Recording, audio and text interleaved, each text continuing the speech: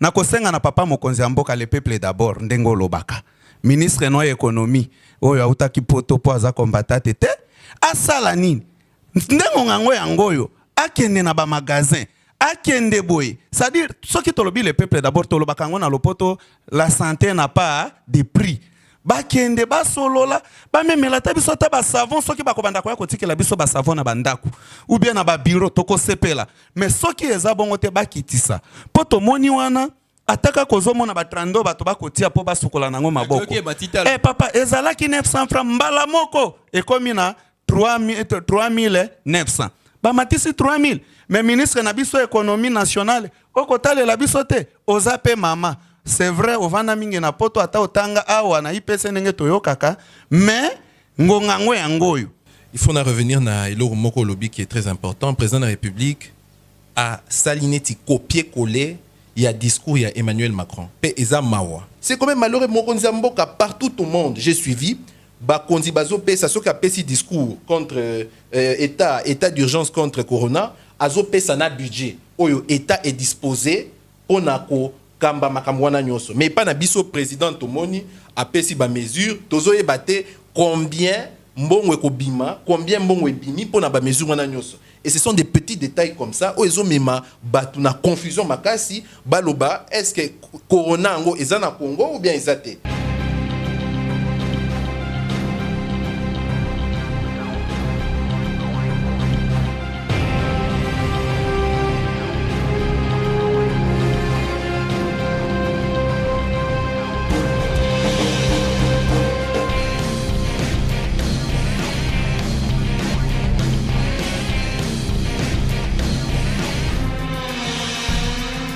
Mote na balandi ya émission non à la balkanisation ndenge boyebi lobi mokonzi ya mboka asalaki discours na ye pona bokono oyo boyebi ya coronavirus bokono oyo ezali koboma batu ebele penza na mokili kasi toyokaki na ngambo ya INRB bayebisi biso que na kati ya Kinshasa awa tuna RDC en tout cas batu 14 nde bazali bongo na bokono wana. En tout cas, tu lingaki le loto meka ko beta sete penza pona makambo o etali bokono wana parce que mokonzi ya mboka zoki mo ba mesure moko boye ya que kelasi ya bana eza ya ko kangama université pe kangami ba pekisi pe batu ko kende ko mela na babar et puis makambo ebele ba décision ebele o ezwamaki en tout cas to komeka ko beta masolo wana na bande ko na biso na kati ya plateau. Oyo toyambi lelo awa ezali na ndeko Francis Bangala oyo azali bongo analyste politique na ndeko Kevin Luteya boyebi ke biso nyonso tozali bilenge pona bolingo ya mboka nde tokobeta masolo wana mbote ndeko Francis mbote mingi papa mopanzi sango tomona ki mokonzi ya mboka lobi asalaki bongo discours pona koloba ete bokono wana oyo ekoti na kati ya mboka na biso ekobangisa pe alobi ete bakelasi ekangami donc akangi bakelasi akangi bongo bato oyo bakenda komela mwa ba mwa bière na babar donc ba décision wana yo moni yango ndenge nini est-ce que ezali malamu mingi to pe ezali ba décision moko oyo pona yo etungisi quand même mwa muke population ngai esengo ezali d'abord mingi pona koleka na émission yo non à la balkanisation. Balkanisation ezali kaka te kaka bandelo pe ba nzela to makamo mingi na mboka na biso mingi balkanisation na Afrique na lobela kango mingi za nde mingi balkanisation économique totali wana malade ba kobenga ngo coronavirus na ebite na lingala soki to kobenga ngo nini pour sensibilisation penza ezali te ezali penza pe kopesa pe mwa kokoso na makambo pe etali économie. Mais soki tomoni wana papa mokonzi ya mboka Antoine Félix Tshisekedi azwaki lobby ba décision mingi nengo lobby wana kokanga betelo kokanga ba boutique kokanga ba place ya komela mwa ba secret bière pe tokosala ba lobby 4 semaines tokosambela te eza penza ba décision na moni yango eza neti mwa kopi kole na bandeko na biso ya France. Mais tokoboya te tondimi mais akanga kaka maboko te soka azwi décision avant na bureau nenga lobi ke bakobanda kopesa ye kaka ba résultat na bureau nandimisami ya solo ete bakokita pe na batere basensibilisation pe kotala pe kokitisa pe bakisi bakite ya minene po tozwa sensibilisation parce que lobeli makambo ya sensibilisation mokonzi ya mboka aboyi ete bato basangana 20 donc aboyi ba regroupement ya 20 personnes mais sikoyo oyebisa ngai soki esengeli ete sensibilisation esalama ekosalama ndenge nini ekosalama wapi oyoki wana nalobi eza penza kopi kole décision ne lokola ndenge to monaki na France ava bakoma na niveau akoloba 20 personnes 10 personnes basalaki d'abord ba sensibilisation bapesi bato mwanzela bakende baluka ba provision na bango mais abiso ekwei kaka lokola kaki nde tosengi na papa mokonzi ya mboka tosepeli nango neti ngai awa nakoyebisa bandeko bilenge bapapa bamama c'est-à-dire tango nyonso olamuki na tongo osukoli maboko na yo pona soko lingi oyoki kosu kosala boete osali boye ndenge to komona wana c'est-à-dire tango nyonso sukoli ndeko kosala na bilamba 2 jours te ata soko zata na elamba moko avant kolalo sukoli yango otandi biso nyonso tango to bandaka kotanga tozala na ba uniforme moko mibale mais to bandaka kosukola yango ata soko za tour avant midi tour après midi osukoli yango otandi pe osali wana eza sensibilisation kolobake bato basukola maboko toboite mais isengeli kosukola maboko na sabuni sikoyo oyebi ke na Kinshasa to na Congo na biso yali na bato mosusu oyo penza ko somba savon ate ya 200 francs oyo ezali penza problème est-ce que côté wana komona te que esengela kina mokonzi ya mboka azwa pe quand même ba disposition ya malamu pona ko aider bato pe oyo bazali na difficulté par exemple ko somba sabuni pona ko sukola maboko tango ndeko kamanda wana ozomema nga penza na stade oyo biso bakinwa tokoma kaka eloko muke mama Olive etalela biso likambo oyo eloko muke mama Olive sombela biso savon mama Olive toza na ba biloko ya 30 te wana tolingi tokoma na stade wana tokende tolelela mama Olive mais awa na lobi boy nde musala ya gouvernement yango wana na kosenga na papa mokonzi ya mboka le peuple d'abord ndengo lobaka ministre no économie oyo autaki poto po aza combatante te asala nini ndengo ngango yangoyo akende na ba magasin akende boy c'est-à-dire soki tolobi le peuple d'abord tolobaka ngo na lopoto la santé n'a pas de prix bakende basolola bamemela ta biso ta ba savon soki bakobanda koya kotikela biso ba savon na bandako ou bien na ba bureau tokosepela mais soki eza bongo te bakitisa po tomoni wana ataka kozomona ba 32 bato bakotia po basukola nango maboko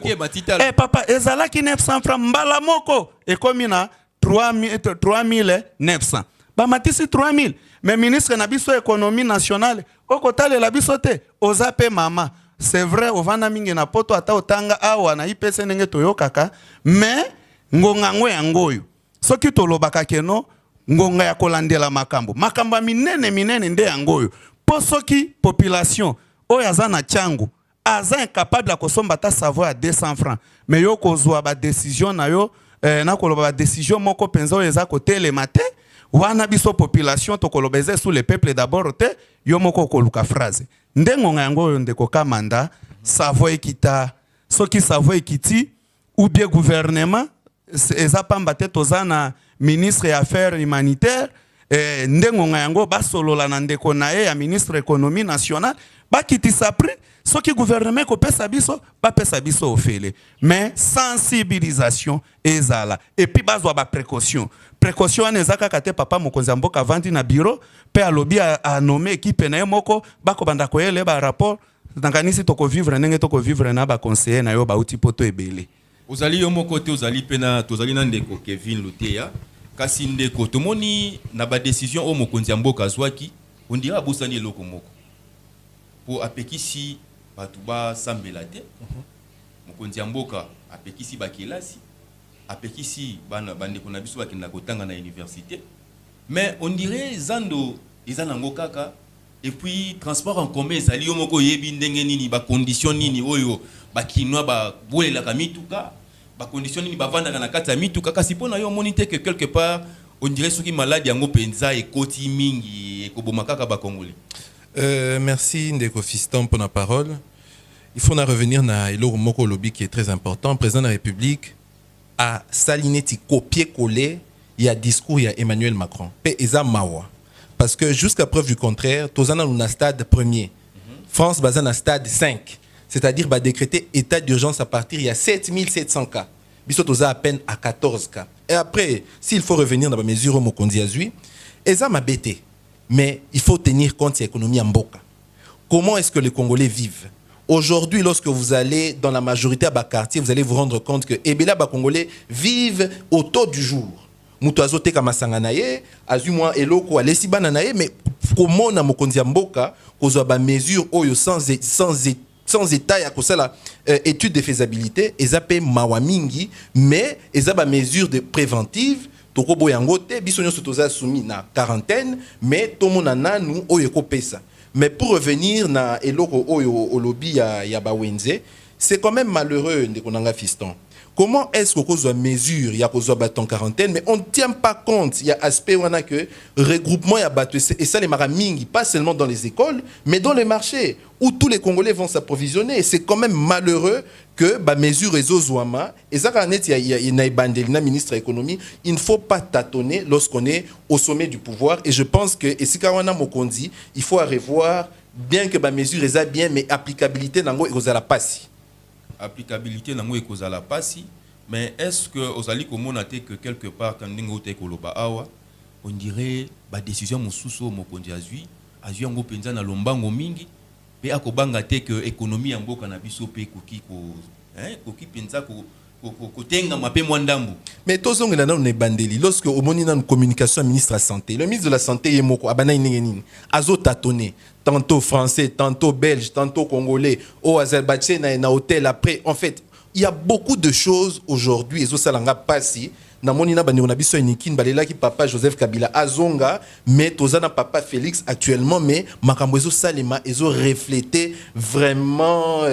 musala ya kitoko côté au sommet de l'État. Et je pense que c'est le moment il y a qu'on revoir makambo ebele. Et même sur le plan économique, nekonanga fiston. Ozo mona comment est-ce que ba Congolais malgré balobi coronavirus ezali, tozo rappeler bandi on a biso que effectivement le virus corona ezana Kisasa, ezana Congo, il faut qu'on m'y batte là, mais pour revenir sur le plan économique, c'est quand même malheureux. C'est quand même malheureux. Mokonzi Mboka partout au monde, j'ai suivi. Bakondi Bazo pesa soka pesi discours contre état d'urgence contre corona. Azo pesa na budget. Oyo état est disposé pour nako kamba makamwana nyoso. Mais pas na biso président Tomoni a pesi ba mesure. Tozo ebate combien mbongo ekobima, combien mbongo ebimi pour na ba mesure wana nyoso. Et ce sont des petits détails comme ça. Ozo mema batu na confusion makasi baloba est-ce que corona ngo ezana Congo ou bien ezate? Na kanisa bauti kolanda ndenge nini bandeko na biso mibale bapesi likanisi na bango na makambo etali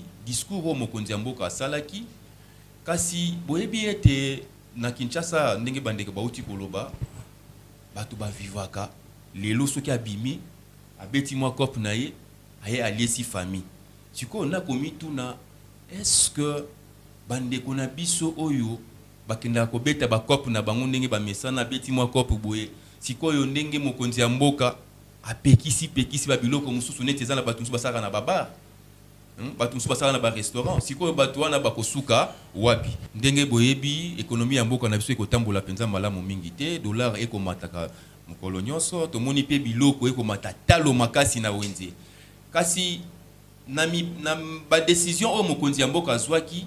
apekisaki pe justement que biloko eutaka libanda oto pende ke balobaka na lopoto importation ya biloko ndenge to salaka pour na o ba commerçant basalaka justement pour na kotekela biso biloko en détail biloko wana ekokota lisusu te pendant 4 semaines to éviter peut-être que ekokis ko sala lisusu que biloko emona na te na marché soit biloko o eza déjà na kati awa na ya mboka na biso et comment lisusu talo kasi ndeko Francis Bangala to éviter est-ce que ozali komona te que Mokonzi Mboka na ba décision mususu oyo yazwaki izali kokipe komoni sa pasi bandeko na biso oyo ba opérateur économique oyo bazaka na kati ya mboka na biso? Oui, ya solo depuis bokono wana ebandaki tokomona wana ba bateau oyo ezalaki déjà na Chine po ya ezalaki na Belgique po ekoma awa ekoya lisusu te et puis tolandi wana papa avant kutu bokono oyo ekota ya coronavirus tozalaki déjà na bakokoso minene ndenge yo moko lobi wana depuis tata Mokonzi Mboka Félix Tshisekedi akota mkola kota moi groupe na ye basangana dollar ekwea ti na soki 1140 1400 et quelques mais tovandi kaka 2 jours après emati ti lelo yo tokomona mususu akomi 1800 1700 c'est ça nde omoni kpokoso ya liboso d'abord yango wana nalandi wana ndeko nanga lobi na inikini ba etudiant na biso baleli papa mokonzi ya mboka ya kala Joseph Kabila azonga basusu bakoloba bakoyoka parce que nandaku ata yo mama na papa soki ovandi communication za malamu te bana pe bakobunga bakolela mokambi ya communication akala Lambert Mendo Malanga azonga omoni keno bandimisami ya solo ke na tango ya kala mosale salemaki na tango ya papa Rais Joseph Kabila ya kala mosale salemaki soki na kozala neloko muke na koyebisa papa mokonzi ya mboka Félix Tshisekedi tomoni wana alobi bakanga ba supermarché alobi bandeko oyo bavanda ndenge bana ba masa nanga ya changu ya kaluka basusu ba se debriaka c'est-à-dire soki bateki moi boete po bamela bakosala mais alobi bakanga yango sinde économie ekosala ni ekiti économie ekiti kaka te pona coronavirus économie na biso ezalaki déjà ekobina bina ndenge ba économiste balobaka ekobina bina mais papa mokonzi ya mboka na ebite na équipe na mobimba bazwa ba précaution pona nini pona atako dollar yango ekita soki ekitite atako ekotikala nanu bongo ba trouver les biso solution na makambo etali d'abord premièrement ba produit à première nécessité lokola awa na kisasa fufu ezangate loso ezangate nde ba biloko d'abord oyo papa mokonzi ya mboka akoki kobundela biso ya liboso yango wana et puis coronavirus pe etche produit à première nécessité mususu ezali nini sabuni savon ezangate soki asali yango moins rapide c'est vrai décision na eza copie coller na France na ndimi po na soki tokei na cabinet na ye okomona kamingi bana poto nde bazali na pesi bango mbote ba combattant babunda na ye bako souffrir na nde tomoni poko ezali pe na ndeko Francis oko banga te que biloko ebunga na wenze parce que toyebi que biso awa na mboka na biso production et sala makapenza te okomona même bilanga oyo toyebi que tomona ka mingi ba image ya mama na biso Olive lembe ndenge nini asala ka bilanga na ye akokolisa penza bapondu akobokola bibole kasi batu mingi na mboka na biso bango penza bayebi kaka be kotonga bandaku soit ko investir libanda wana kasi soki lelo biloko oyo mokonzi ya mboka lobi ke non ekota lisusu te omoni te ke ekozala pasi nde ya population oui wana na encourager musala ya mama na biso première dame ya kala mama Olive Lembe wana ezali elongo moko na association na ye nde basala ka musala kitoko wana initiative please eza penza eloko moko ya motu yo biso bilenge pe tokoki kokopier nde na kosenga pe mama c'est vrai bilanga wana soki akeki sangani okomona kake na bilanga ake na Lubumbashi okomona na bilanga awa lisusu na Kisasa okomona na bilanga ata bastoke kosila c'est vrai avec initiative please na koliki yake tokolia bashu si ozali kanisa kosala bilanga papa na oui likanisi wana ezali na koki koyebisa po peut-être nazana moi hectare na ngai moi moko mais mingi na sepelaka ne na initiative ya kitoko mama Olive azalaka na yango nde na kosenga bakonzi nyoso bakobanda au sommet tina se c'est vrai kotonga na poto ndenge basusu bamesana po bakoli kuna bavanda kuna mais tomona ki papa mokonzi ya mboka kala pesa biso mayele ye awa nde epa na ye kotonga misala nini nyoso awa epa na ye c'est vrai tango yango papa mokonzi ya mboka kala alansaka Bukangalonzo batu mingi badongolo miso balobaka mais lelo pe ekomi turu na bango mais na sepelaki na papa mokonzi ya mboka Félix Tshisekedi alobaki nini quand il était tango azalaki libanda abandaki koloba ndenge mususu mais tango akoti na kati azo vivre ba réalité mususu nde réalité ya liboso yango yo papa Félix Antoine Tshisekedi salela biso bilanga ya solo ata moins rapide po toyebite ebandi lelo po ye moko alobaki alobi akotala ndenge évolution ya makambo yango coronavirus ekokende soki ekokende malamu akokitisa mokolo tokolongwa na 4 semaines peut-être tokokita na 3 jours bede mais soki ezokokende kaka mabe tokokende ti une année 3 ans peut-être bwe mais soki toza na bilanga oyo ye moko a initié pe na gouvernement na ye mobimba tokosala nini tokolia kitoko pe tokotala badongolo miso ya libanda to bobengaka mindele. Je crois yango nenga nazaki na loba yango. Lokola tokolobela makambo etali économie ya mboka na biso kasi tolandaki pe mama ministre Akasia Bandouboula kala mingi tina émission moko ya bandeko na biso ya pona ekolo ya équipe nationale alobelaki makambo ebele penza kasi tango ye akoloba ete par exemple dossier ya Mino Congo ke azali koluka tia administrateur moko congolais kuna alors que biso toyebi que Mino Congo ezali entreprise bongo ya bapaya kasi ozali komona te quelque part wana ezali koluka kotungisa pe quand même bato oyo bapaya oyo bazwaka mbongo na bango baye ko investir na kati ya mboka na biso. Ndeko Fiston, merci mingi pona lituna. Nazozongila na makambo ya économie na biso. Ma mesure oyo bazozwa. Banda baye bazo kanga kaka biloko ko kanga ba investisseur ko kanga. Mais est-ce qu'il y a un Congolais na mboka na biso oyo bazana ba jeep na bango ba 100 000 200 000 dollars, est-ce que ba sala kata supermarché? C'est quand même malheureux. Tant ozo mona batuloko là ba ndeko na biso oyo ya pain victoire na ya Mino Congo. O bazo tia mal à l'aise mutu oyo aza parmi ba courageux oyo ba ko investir na mboka oyo na zone rouge oyo ba américain banda ba tia mutu na bango na bandi soko yebaki ke Mobutu azali mutu aseya asala 32 ans na mboka oyo américain moko te atikala ko ya ko sala société malgré ba tia mutu na bango. Lelo Félix Antoine Tshisekedi congolais nde aponaki aza la tête et au sommet du pays. Toza wana toza ko observer ba mesure mususu o ezo chabiso mal à l'aise. Est-ce que ndeko Fiston oyebi ke lipe ko bunga? Oh ya solo wana. Nazo biso ke lipe ko bunga. Ko bunga ndenge nini? Parce que bazolinga ba nommé administrateur na société o eza ya congolais te, société mutu asali parce que déjà na bango aza inquiété na ebité so ambassadeur wa bina wana. Oh américain.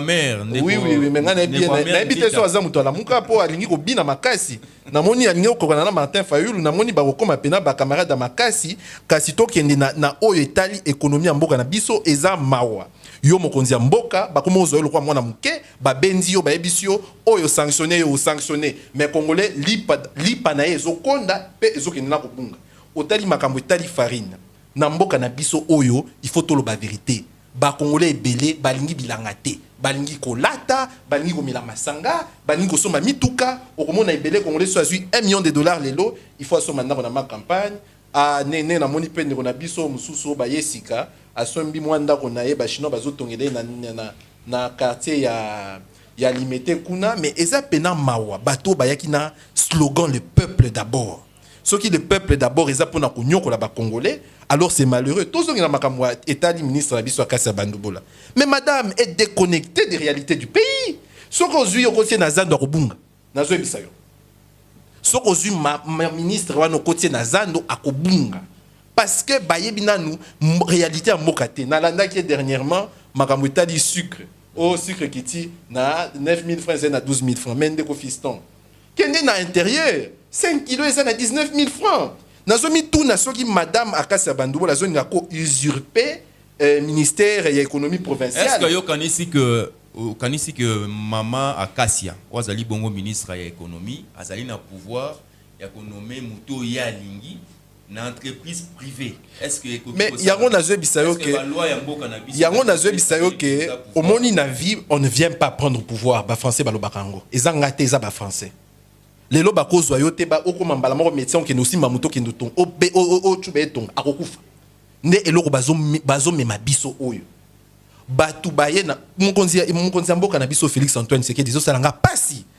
na kati ya UDPS. Il y a quand même des intellectuels qui pouvaient bien prendre cette place là de ce ministère, mais ça mawa ministre économie aza déconnecté na réalité ya mboka. Aucun économie administrateur na société ya batu yondo binisa imo tombongo ngo eza ba congolais société oyo congolais aza kutuna 1% d'action T.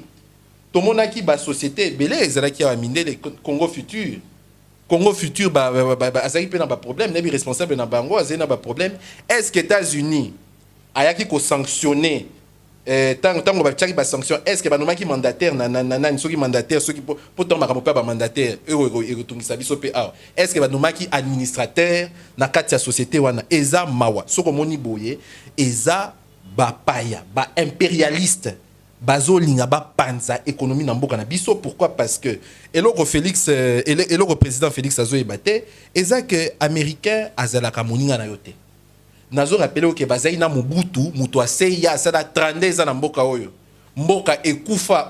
soki tango belge apesaki Mobutu économie ya mboka na biso tozaki na PIB moko na Canada. Mais aujourd'hui c'est malheureux tango zo mona ministre économie na mboka na biso azuki ngoloba ba affirmation bongo zo bangisanga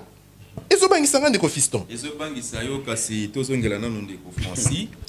ndeko Francis okomona te que zairianisation ya tango ya Mobutu o Mobutu abotolaka mindele ba bien na bango apesi yango ba congolais o esalaka pe que crise économique ekota makasi na kati ya mboka oyo ekomi kozonga male maintenant ndeko Tshisekedi. Ndeko Kamanda nayoki pasi mingi tango yango ndeko nanga akoloba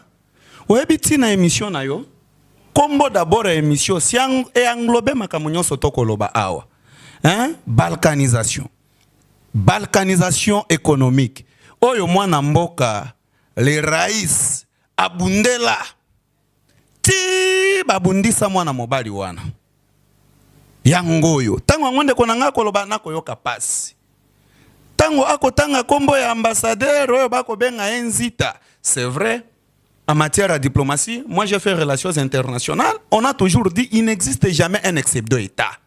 Ce qui a zako kanisa lokola biso ba congolais, toza muke azako mikosa. Asala o babenga kana lopoto te ba interférence en matière ya fonctionnement à choses publiques na biso. Papa tikanga na manyola otuni motuna na manyola. Ya solo. Toya moto akosala makambo ya oya kolebisa moto otuni ndeko nanga motuna ebisio mwana mboka Félix Tshisekedi azalaki élu par les Congolais et soko yoki solga na lobi le peuple d'abord le peuple première chose à peuple ezali kimia deuxième chose ezali libumu soko zana kimia nde oyo le rais atikela biso guerre toko yoka biso na kisangani papa liboso ko vanda te coucher ezalaki ofungoli zando 9h masasi ebeti mais kimia ezali na mboka siko économie ndengo za koloba wana papa mwana mboka Félix le peuple d'abord atala d'abord libumu ya batu soki lelo oyo ndeke ndeko alobi wana lipe kolimwa na lobi ekolimwa te. Parce que déjà boeto ko belela déjà. Papa,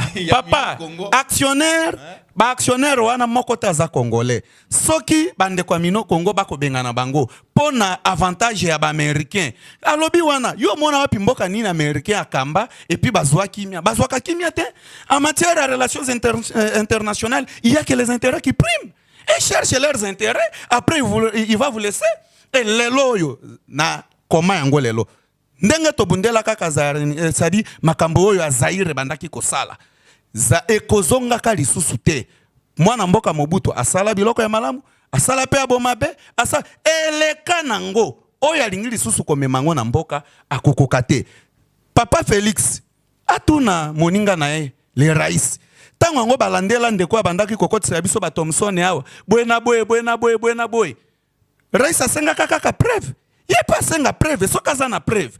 Asali ndenga zali kosala, mais so ki preuve ezate. Oyo balobaka chefu asedaka na ba corportage te. Balobaki, basala ki boy. Wane zalaka te yaza papa mokonzi ya mboka ifaza na matoi mulai, ayoki kotoyo, ayoki pe koto. Akoli akaka na litoi moko te azui décision esale makate. Mwana mboka ministre économie ndenge oza koloba wana. C'est vrai,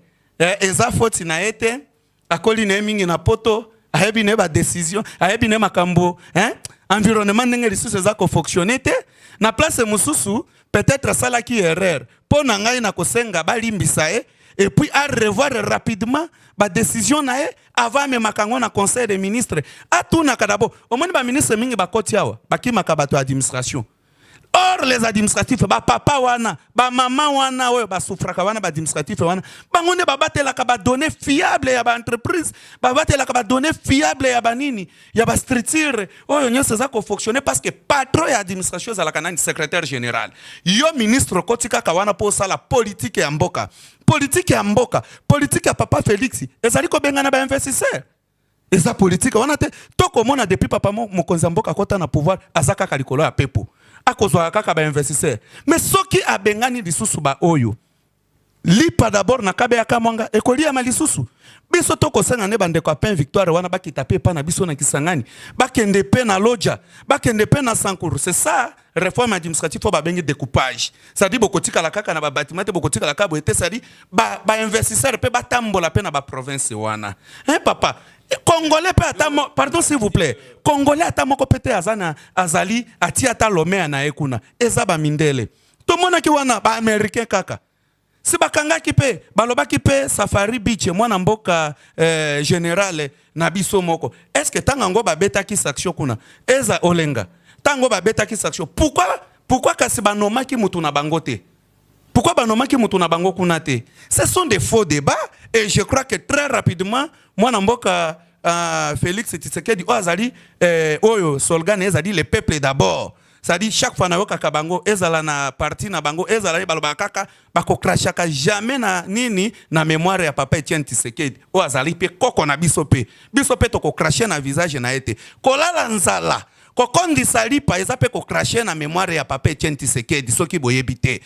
mama ministre ya économie ndepe na kosenga pe mama Sylvie Bongo soka kozwa ta ngana zali tayari ayamba ngai pe tokoka pe ko manyola po lobaki na chaîne nationale nga pe na kozonga na chaîne nationale na solo la pe po na fungolela ba imboka bayeba keno kuna Congolais ata moko taza na mwa lomea na ekuna ezali nde bandeko et puis papa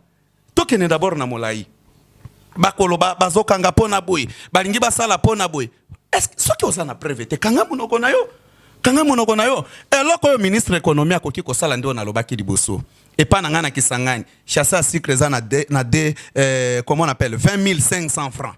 mais ya lobaki na TV za ba 800 et 8000 et quelques mboka na biso za ikopesa endingisa essence ekomata a nommé un Congolais na entreprise ba privé est-ce que loi na biso loi eza kopesa na ebité mais na yebi que non loi eza kopesa enda kisawana te yo mbongo na ngai papa na fungoli si mwa ligablo moko oyo ebanda ko bongisa ba wewa ebanda ko bongisa ba mituka ebanda ko tia peut-être mafuta na kati ya mutuka ngai nde na bimisi lomea yo ovandika kakuna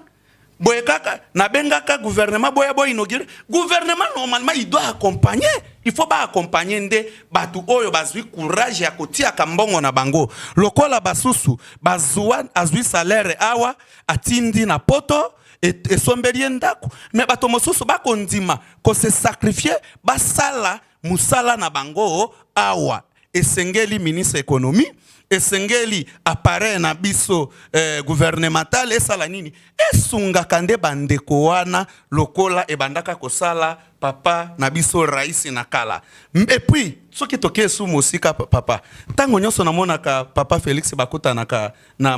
oyo azalaki oyo atikelaki engbende c'est-à-dire papa Raïs Joseph Kabila tango bakutanaka remise et reprise c'est vrai ici la kana bureau mais tango nyonso soko zuma kokoso boyo zui chance wana privilège ya kozala na moko ya kamba okosala ni okobanda kokutana na ye po otuna oyo est bloqué boy c'est-à-dire si okomesana 5 ans eza ebele mais 5 ans eza muke na makambo etali fonctionnement ya gestion ya choses publiques il faut atunaka awa na sala nini awa na sala na sala to mona kango pe na ba ministre mususu ata balongoli ye atunaka ba ministre mususu yo kanisi mwana mboka mama Janine Mabunda po toza na mois de la femme na pesi mbote esika azali soka moni mwa poko so muke na parlement akosala nini sako tuna mwana mboko beminako ndenge moko pe na mikoleuti koleka na rentrée parlementaire ayambaki pe ba ndeko mususu lokola ba beminako nde na sengi mama ministre économie nde musala na yo okosala yango wana. Tuna bandeko baleka avant yo babulambo baza wana ba ministre ebele baleka baza wana, Jalicie Mbuta pe azalaki wana, banemo ya to baza wana, kende tuna bango batoli pona basala nini bateya yo pe pona okende liboso me obungi nzela mama bandubola akolanda biso ministre ya économie kasi toyoki pe que na ba enquête biso to salaki bandeko moko soki ya midema semble-t-il bango nde ba ko sala penza que ministre na biso ya économie ayeba bongo ko tia mwa mulunge pe na bandeko na biso ya mino Congo kasi to ko senga na ndeko ministre avant ya kozwa décision nyonso oyeba pe ko tala mibeko ya mboke lobi nini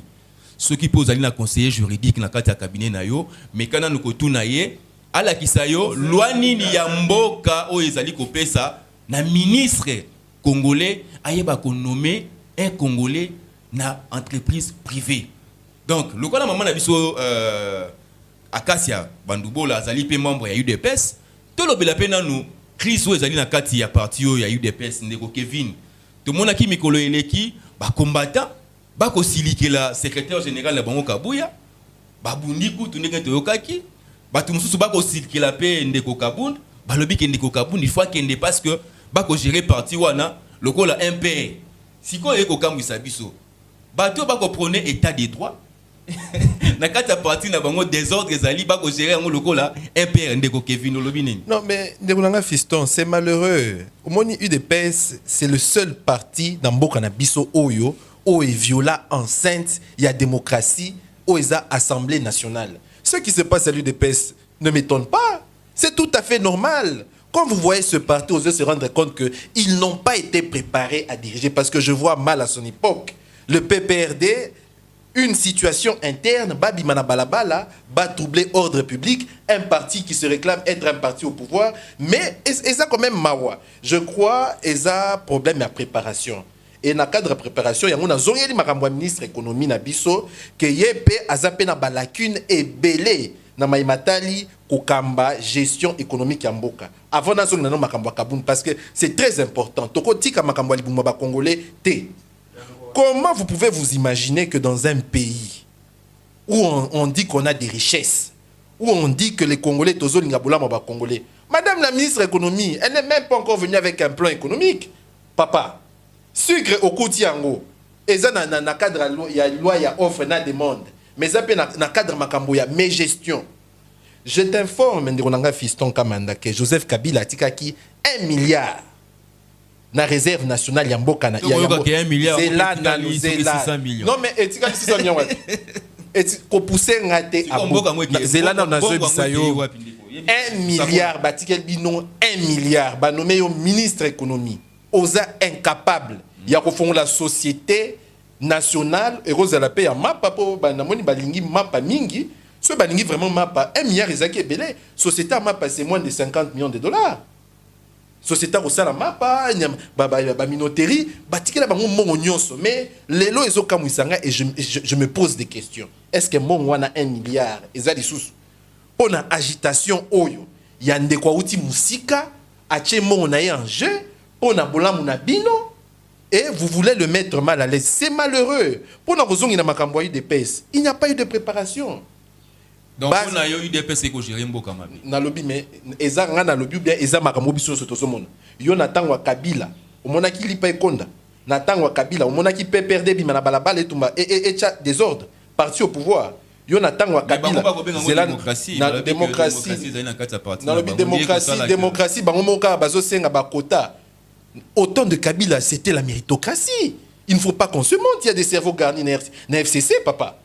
Yo, mon attend Kabila baloba non, voilà, biso tozana pouvoir, bon, quota et mandataire tout combattant. Yango na babundit. Bazo elani. Qui mandataire. Yo otikala ko sala te ata na OCC. Bacha au mandataire. To komi wapi franchement na mboko na biso. Donc la méritocratie n'existe plus parce que il faut récompenser des gens. Et tozong na makambo ya ndeko Jean-Marc Kabund. Mais conflit na bango ya interne ya des pèses. État congolais nani ni pe na yoki balobi ke ba infiltrer bango. Moi je pense qu'un parti n'est des pèses na ko infiltrer bango. Baza na majorité na Assemblée nationale té, baza na majorité na Sénat té. D'ailleurs bango mo kutu baza ki ba corrompre bango pour la élection état débat sénateur. Ils n'ont même pas un sénateur. Parti à bon, est-ce que vraiment on doit se poser des questions ceux qui baillent qui pour bagnoco là-bas congolais ou bien bailler pour développer Mboka? Ndeko Francis to éviter pour na sujet auto kolobela to mona ki bande ko na biso ba combattant ba ko réclamer pe ba poste pour tout mona ki pende ko na bango moko koloba ke non toza na ba poste 1500 postes na ANER ba koloba ke bazali na ba poste na atanga ki ba makambo ebele siko pona yo tant que analyste politique oko mona te que bande ko na biso ya UDPS on dirait ba ko yeba pété loko bango balingi. Oui, eloko kaka na koyebisa bandeko, c'est vrai mutu nyonso azaka na destin na e. Et puis po nanga na moi neti destin ya IDPS ezalaka te bazwa pouvoir. Po soki totali depuis époque ya kala papa na biso Etienne Tshisekedi azalaka na mindele, azalaka, ça dit il était vraiment prêt pour azwa pouvoir. Ti ba nomaye oyebi eloko asalaka na ordonnance oyo Mobutu anomaye. Et là déjà allez-y comprendre. Et lelo oyo eloko makambo ezo salema na IDPS nazo yoka soni koloba bango parce que naza muto IDPS était mais eloko kaka na koyebisa bango lelo oyo so batale émission balala so ngo ba ko setuka baloba toza na pouvoir soki bandimi asolo ke baza na pouvoir basala nini ba respecter mboka na IDPS style le na opposition. J'ai l'impression que parce que bazo moni sango ke baza na bango na pouvoir te bazo moni sango polele PPRD au moni majorité présidentielle na pouvoir au mona biso to tumba pine ah ponata ya respect ya raisi na biso Joseph Kabila toko salaka yango jamais pito salaka yango te mais bango oyo bakolakisa soki d'abord yo moko zoto sa papa no te ndenga muto alibana no to sa papa na yo IDPS ezoto sa papa na bango te o balakisi wana elakisi polele ke bazo respecter na bango président na biso de la République était Félix Antoine Tshisekedi Chilombo bazoto sa ye te nenga mangomo ba milelaka bakende pa mama Marthe bafuka mabasenge pardon kotumba et puis bakotumba ngo pona nini bakotumba permanence na bango po ba kondisi di pate bakotumba permanence na bango po ministre akashi azui décision ya mabete bakotumba permanence na bango po na nini po sikre pa na ngana kisangani et mati 21 500 francs. Bakotumba te. Bakotumba permanence pour na ba poste.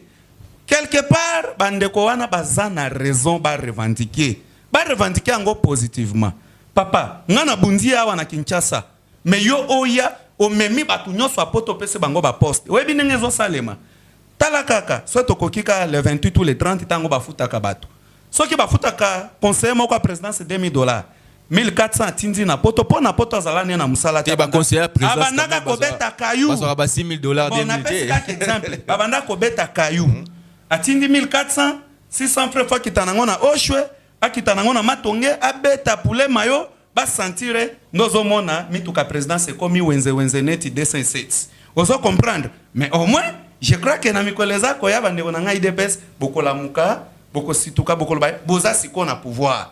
boza na pouvoir koza na pouvoir ngiko loba nini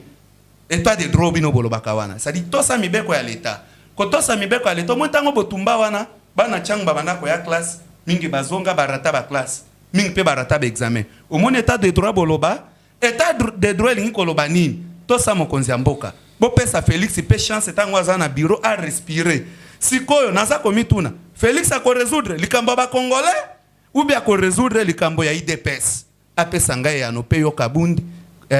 opesa ngai ya no mais j'ai aimé courage ya ndeko Kabundi azongi chike ana GD kozongela déjà chik GD ozozwa déjà ba notion de droit na kanisi ke okopesa ba combattant na invité ba combattant poto be po ba combattant no comprendre te mais ba militant au moni no ndakisa parti moko ya FCC tango mambo ebolo ezwami tolandaki sagesse ya mwana mboka Emmanuel Shadari tolandi chargé ya mobilisation dunia salini alobi ke no permanence ya PPRD ekangami kino mokolo oyo bakota l'évolution ya coronavirus bango pe bapesaka pe ba combattant na bango bakura civisme na parti omoni wana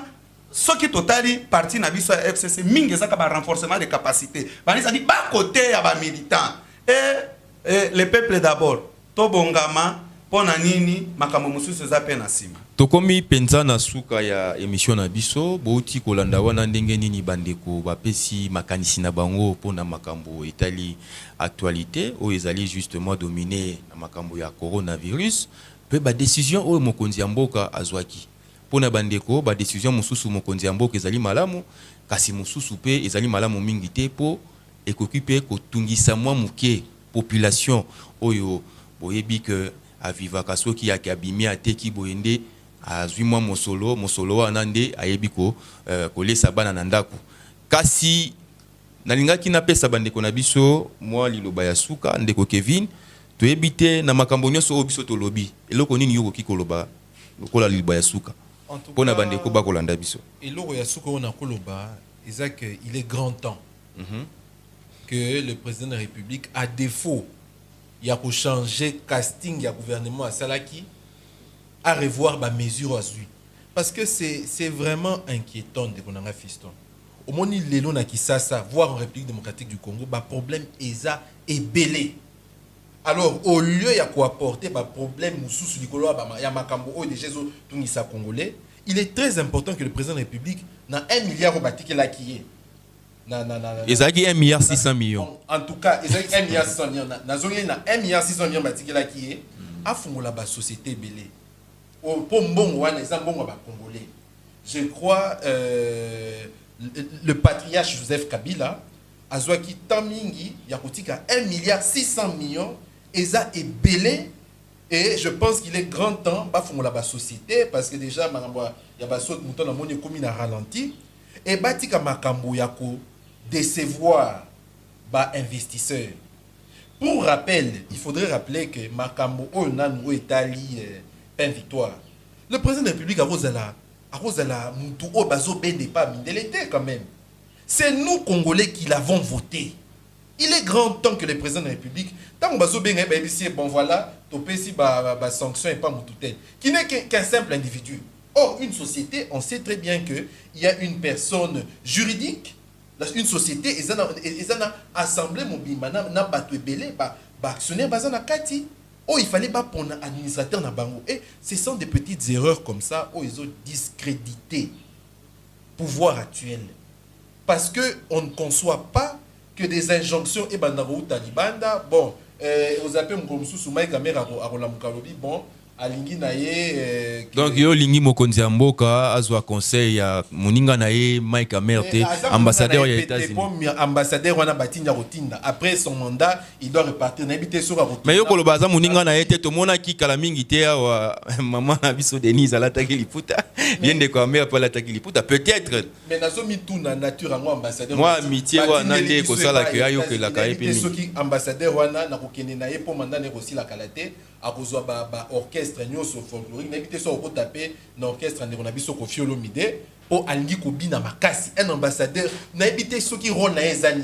tozo mituna au juste il est ambassadeur il est danseur il est je ne sais pas ce que ça peut petit bitinda ya ba nani ya ba occidentaux bazotinda ye parce que to bi ke ba société belé elingana bango investissement ya ba arabe te na bamboka o eza et c'est là qui en voie de développement mais net régresser au niveau économique. Je pense que tout ça n'a pas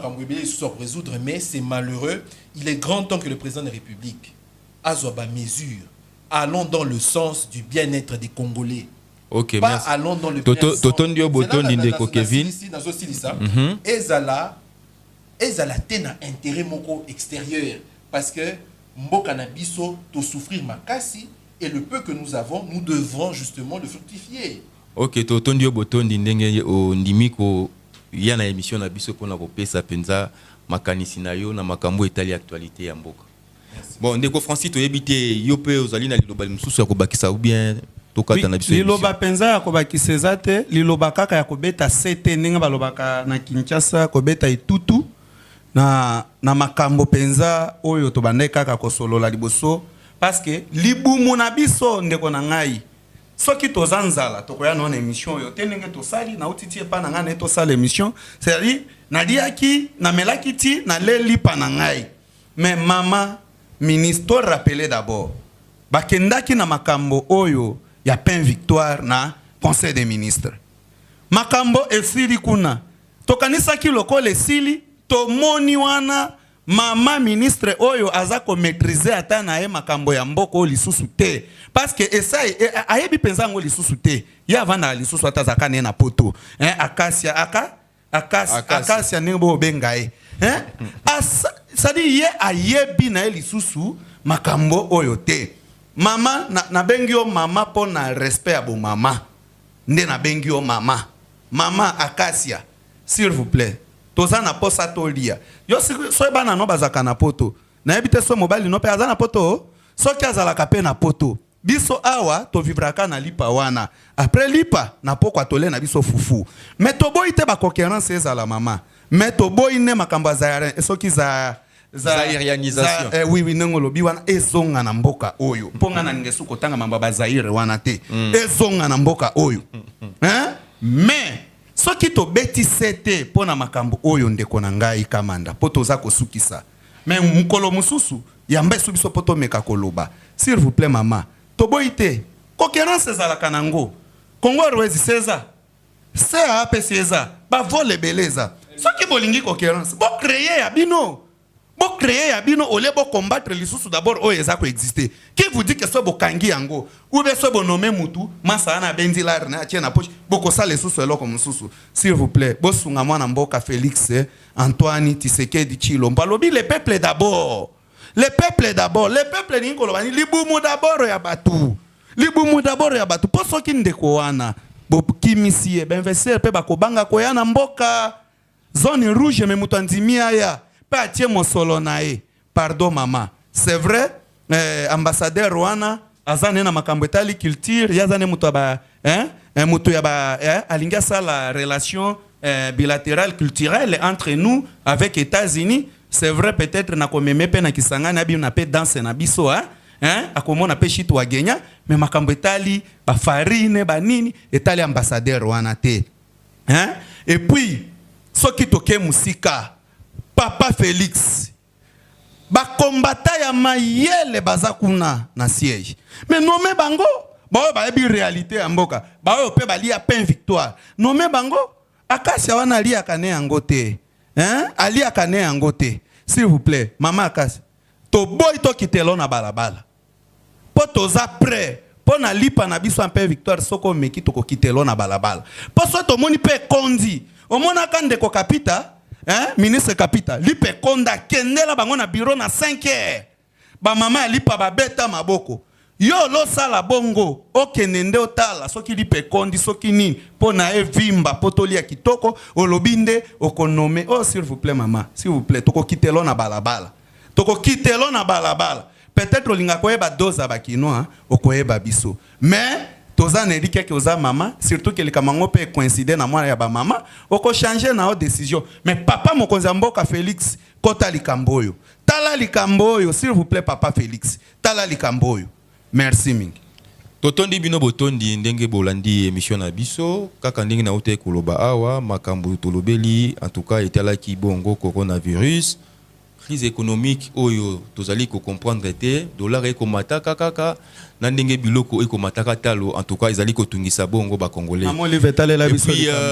et puis tolobeli pe lisusu crise na kati ya UDPS oyo ezali bongo parti ya mokonzi mboka kasi tozali ko comprendre te UDPS tantôt ezali na opposition tantôt ezali na pouvoir to koyeba te bozali wapi bandeko na ngai ba combattant et puis maman na biso akasia oyo alingi kozwa bongo décision ya mabe ndenge bandeko bauti koloba awa ya konome ndeko na ye muninga na ye membre ya UDPS na entreprise privée ya bato parce que bato ya mino Congo bango nde ba investir bache mbongo na bango